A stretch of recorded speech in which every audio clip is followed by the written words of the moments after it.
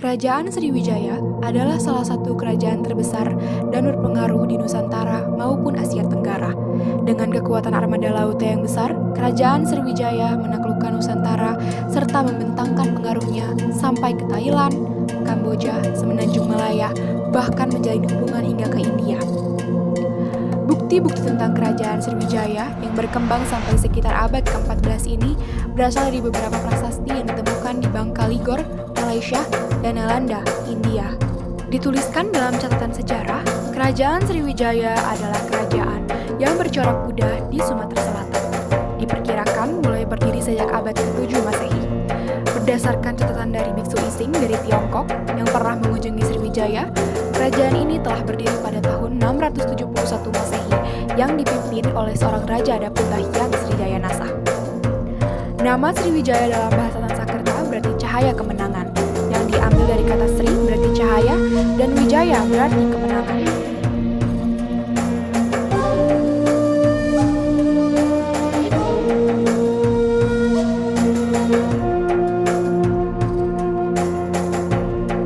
Para saudagar sekalian, marilah kita membangun kekuasaan di daerah ini. Jika kami bersedia, keuntungan apa yang kami dapat, Baginda? Saya akan menjanjikan kemakmuran atas nama Kerajaan Sriwijaya. Sebagai awal dari perjanjian, kami akan berdagang selama 6 bulan. Dan apabila kami tidak mendapatkan apa yang dijanjikan, maka kami tidak akan datang ke wilayah ini lagi. Tentu saja, itu tidak akan terjadi.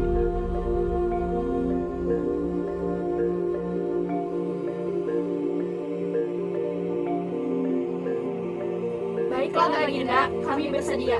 Para pedagang internasional yang datang ke Sriwijaya menyebabkan perdagangan yang ramai, sehingga membuat pendapatan kerajaan meningkat dan menjadikan Sriwijaya sebagai kerajaan maritim. Selain para pedagang, ada seorang biksu yang datang. Ia adalah Ising. Di suatu tempat, penduduk berkumpul dan mulai diajarkan agama Buddha oleh Ising. Ising tinggal selama 6 bulan. Ia menyebarkan agama Buddha sampai ke kerajaan. Semenjak saat itu, Sriwijaya menganut agama Buddha. Baginda Raja, Ising sudah sampai di kerajaan dan ingin menghadap Baginda. Persilakan Ising masuk.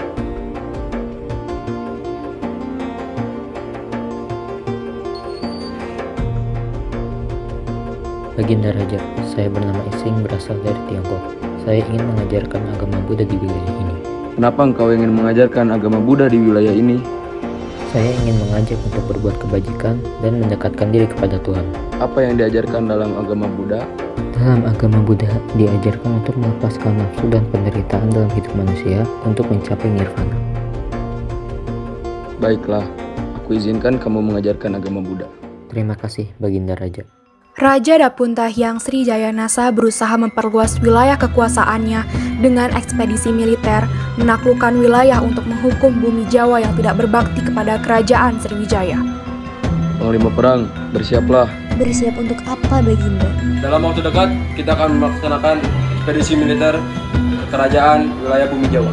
Untuk apa penyerangan ini, Baginda Raja? Ingin memperluas kekuasaan wilayah Sriwijaya. Baik, Baginda Raja. Rebutlah kekuasaan yang ada di Tulang Bawang serta Tanah Jawa, Kerajaan Jambi, dan Kerajaan Kalingga. Baik Baginda, kami akan mengumpulkan prajurit dan menyusun strategi penyerangan darat dan laut secepatnya. Sriwijaya pun telah berhasil menancapkan kekuasaan di Tulang Bawang, serta menguasai Kerajaan Jambi dan Kerajaan Kalingga. Akhirnya, terwujudlah cita-citaku untuk menjadikan Kerajaan Sriwijaya sebagai kerajaan maritim. Terima kasih, penasihat dan panglimaku. Kalian telah membantu. Sudah tugas kami untuk membantu, Baginda Raja. Baginda Raja sudah berhasil menaklukkan kerajaan Jambi dan Kalingga. Benar sekali, tapi aku masih ingin memperluas pengaruh wilayah kerajaanku. Apakah kita akan melakukan penyerangan ke kerajaan lain, Baginda Raja? Tidak, aku ingin menikahi putri kedua dari kerajaan Tarumanegara, Linggawarman. Dapunta Hyang yang berkuasa sejak 664 Masehi melakukan pernikahan dengan Soba Kancana, putra kedua raja kerajaan Tarumanegara, Linggawarman. Dapunta Hyang pun mendatangi kerajaan Tarumanegara dan meminta izin kepada raja kerajaan Tarumanegara untuk menikahi putri keduanya. Aku ingin meminang putri keduamu, Raja Linggawarman. Atas dasar apa kau ingin menikahi Soba Kencana? Aku menyukai sosok wanita sepertinya, lemah lembut, penyayang, serta baik hati. Aku berjanji akan membahagiakan putrimu dan akan memberikanmu keturunan yang gagah. Aku akan mengizinkan jikalau putriku bersedia. Bagaimana putriku? Apakah kau menerima pinangan dari Raja Sriwijaya ini? Iya ya, aku menerimanya. Aku rasa ada Pentahyang adalah laki-laki yang bertanggung jawab. Baiklah jika itu keputusanmu. Pernikahan kalian akan dilaksanakan secepatnya. Terima kasih ayah. Perkawinan ini melahirkan seorang putra yang menjadi Raja Sriwijaya berikutnya, yaitu Daranindra. Daranindra berbesan dengan pegawai bawahannya, yaitu Sri Dharmasetu. Dharmasetu kemudian memiliki putri yang bernama Dewi Tara. Putri ini kemudian ia nikahkan dengan Samaragrawira, Raja Kerajaan Mataram kuno dari dinasti Shailendra. Dari pernikahan Dewi Tara dengan Samaragrawira, kemudian lahir Balaputra Dewa, sedangkan Samaratungga sebagai putra sulung Samaragrawira. Candi Borobudur dibangun pada pemerintahan Raja Samaratungga pada abad ke-8. Candi Borobudur dibangun oleh seorang arsitek bernama Gunadarma.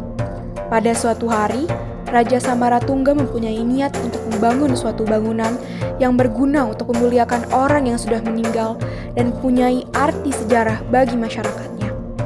Raja pun mendiskusikan hal tersebut dengan para abdi-abdinya yang merupakan para penasihatnya. Bagaimana menurutmu ini, Wangsa?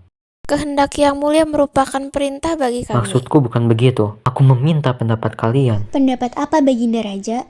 Begini, aku memiliki niat untuk membangun suatu bangunan untuk memuliakan orang yang sudah meninggal dan bisa mempunyai arti sejarah bagi masyarakat kita.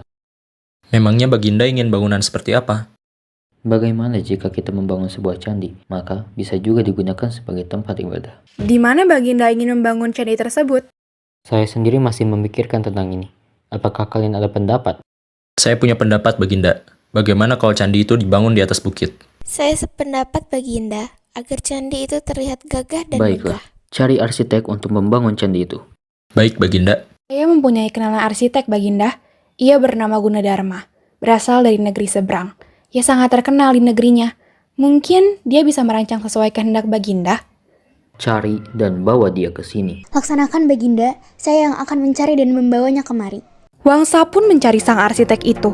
Setelah menemukannya, dibawalah arsitek yang bernama Gunadarma itu menghadap sang raja.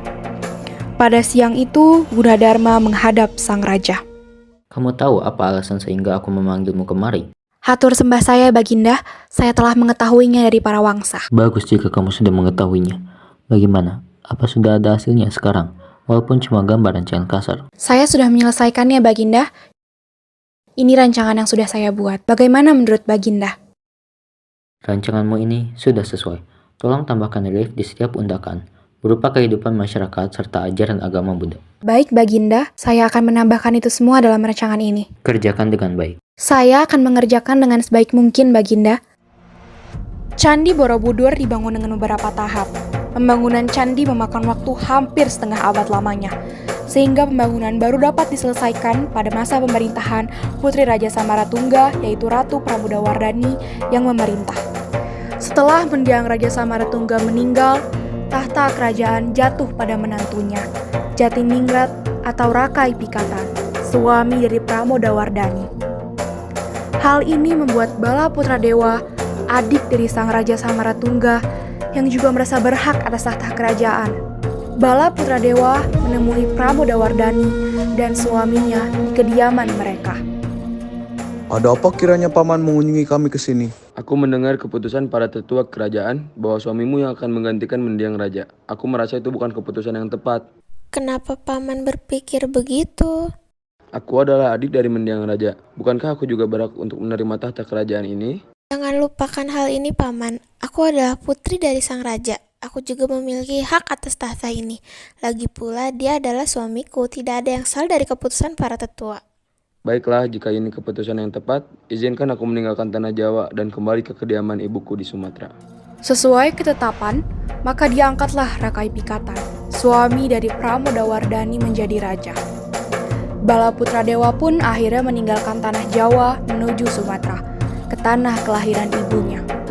Bala Putra Dewa ditunjuk sebagai Raja Sriwijaya karena Pulau Sumatera telah menjadi daerah kekuasaan Sri Maharaja Wisnu dari Wangsa Sailendra. Bala Putra Dewa sebagai cucu dari Sri Maharaja Wisnu mempunyai hak waris atas tahta kerajaan Sriwijaya. Bala Putra Dewa pun menjadi raja dengan gelar Sri Maharaja Bala Putra Dewa. Aku akan membangun kembali kerajaan ini dan membuat Sriwijaya menjadi kerajaan terhebat. Kami akan setia mengabdi pada Sri Maharaja Bala Putra Dewa. Panglima, siapkan prajurit dan strategi perang. Kita akan menguasai jalur perdagangan Selat Malaka, Selat Sunda, Laut Cina Selatan, Laut Jawa, dan Selat Karimata. Baik Baginda, akan kami laksanakan. Di bawah kekuasaannya, Sriwijaya mengalami kemajuan yang pesat dan wilayah pelayaran Sriwijaya semakin luas. Luas wilayah pelayaran di masa pemerintahan Bala Putra Dewa mencapai wilayah India, bahkan mampu menguasai pelayaran di kawasan Asia Tenggara, sehingga Sriwijaya menjadi pusat perdagangan di Asia Tenggara. Apalagi dengan didukung armada laut Sriwijaya, yang memberi kekuatan ekonomi bagi Sriwijaya. Kekuatan ekonomi Sriwijaya kemudian dikembangkan oleh Bala Putra Dewa setelah menguasai wilayah Jahan, kemudian dijadikan pusat perdagangan serta membangun perdagangan internasional dengan pelayaran India dan Cina. Di masa kepemimpinan Sri Maharaja Bala Putra Dewa, Sriwijaya dikenal sebagai kerajaan maritim, pusat pendidikan agama Buddha, dan pusat perdagangan di Asia Tenggara. Di masa kepemimpinan Raja Sangrama Wijaya Tunggawarman, kerajaan Sriwijaya mengalami kemunduran karena beberapa faktor. Banyak pedagang internasional meninggalkan Sriwijaya karena tidak lagi dekat dengan pantai akibat pengendapan sungai Musi. Sriwijaya kesulitan mengontrol daerah kekuasaan karena semakin lemahnya perekonomian. Banyak wilayah yang melepaskan diri dari pengaruh kerajaan Sriwijaya. Hal ini diikuti dengan serangan kerajaan Cholamandala dari India yang dipimpin Rajendra Chola I. Pengawal, panggilkan Perdana Menteri. Baik, Yang Mulia. Perdana Menteri, siapkan pasukan. Kita akan pergi ke Nusantara dan menyerang kerajaan Sriwijaya. Apakah kamu yakin, Kakanda? Tentu saja, Ratuku. Aku ingin merebut wilayah perdagangan yang dikuasai oleh Sriwijaya. Baiklah, Kakanda. Jika tekadmu sudah bulat. Kalau begitu saya pamit undur diri Yang Mulia untuk mempersiapkan perang. Pada tahun 1025 Masehi, Kerajaan Cholamandala melancarkan serangan ke Kerajaan Sriwijaya. Raja Sangrama Wijaya Tunggawarman pun ditahan pihak Cholamandala. Salam tuanku, hamba datang membawa kabar buruk. Kabar buruk apa lagi yang kau bawa? Bukankah dengan kacaunya daerah kekuasaan kerajaan kita itu telah menjadi kabar yang sangat buruk? Rajendra datang membawa prajuritnya untuk menyerang kerajaan kita, tuanku. Apa? Kenapa mereka bisa melewati daerah kekuasaan kita? Sekarang kerahkan seluruh prajurit untuk melawan. Baik, Yang Mulia. Baginda, tolong! Lepaskan aku, Permaisuri! Kerajaan Cholamandala hanya menginginkan kekuasaan atas wilayah perdagangan. Terjadi perjanjian antara Raja Rajendra dan Raja Sangrama Wijaya untuk menyerahkan wilayah perdagangan dan membebaskan para tawanan. Dan yang terakhir, serangan dari kerajaan Majapahit menyebabkan runtuhnya kerajaan Sriwijaya hingga tinggal nama dan peninggalannya.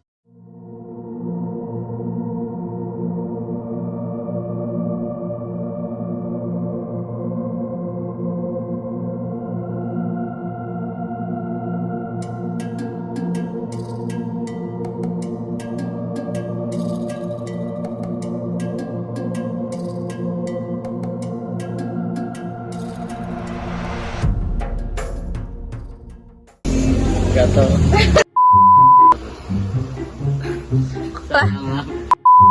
Kian, ada lagi beda.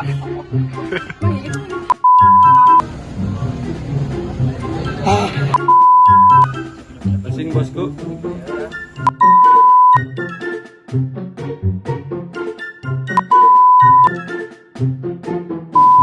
Aku lagi garuk gini.